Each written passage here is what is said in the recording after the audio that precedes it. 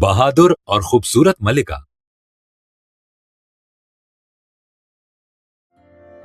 आस्तर फारस की मलिका थी। उसका शौहर अक्सवीरस बादशाह भी उसके इस राज से वाकिफ न था कि आस्तर एक यहूदी थी। उसका एक चचाजाद भाई मर्दकी महल में काम करता और उसका ख्याल रखता था। बादशाह के एक मुशीर हामान को एक बहुत बड़ा इनाम मिला, जिस पर उसे बड़ा फख्र था। मर्दकी के अलावा सब लोग उसे सजदा करते थे। हामान इसे अपनी बेइज्जती समझता था। उसने कसम खाई कि वो मर्दकी और तमाम यहूदियों को मार डालेगा। हामान ने अक्सवीरस बादशाह से कहा कि यहूदी खतरनाक लोग हैं, इसलिए उन्हें खत्म कर देना चाहिए। अक्सवीरस बादशाह रजामंद हो गया और यहूदियों को खत्म करने का एक दिन मुकर्रर कर दिया। मर्दकी बहुत खौफजदा हुआ और मलिका आस्तर को पैगाम भेजा। मर्दकी ने कहा कि बादशाह का जहन तब्दील करो।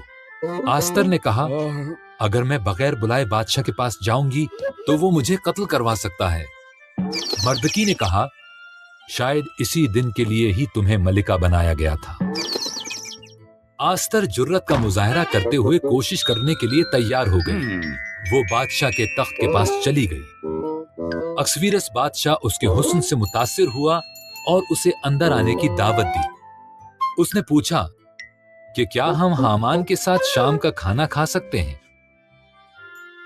हामान अपने घर के पीछे एक बड़ी सलीब बना रहा था। उसका मंसूबा था कि वो मर्दकी को उस पर लटकाएगा। फिर बादशाह का दावतनामा आ गया और हामान शाम के खाने के लिए महल में चला गया। आस्तर ने अक्सवीरस बादशाह को बताया, एक शख्स मुझे और मेरे लोगों को मारना चाहता है।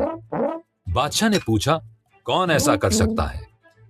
आस्तर ने कहा, ये शैतान हामान है।